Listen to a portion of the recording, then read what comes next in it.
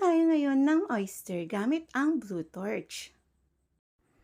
Nilinisan ko na nga rin pala ang mga oysters at binuhusan ito ng mainit na tubig para madali itong tuklapin.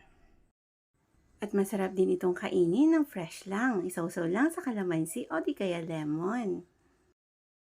Karaniwan pala binibake ko ito sa oven kasama ng mga tahong. At kapag natuklap na lahat, pwede nang maglagay ng all-purpose cream, pero ang gagamitin kong brand ay ang Nestle. At gumamit nga pala ako ng Eden Melted Cheese.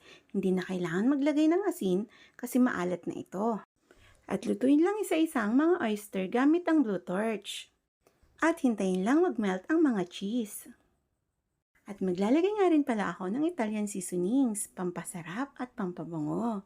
Diyan, luto ng ating masarap na oyster!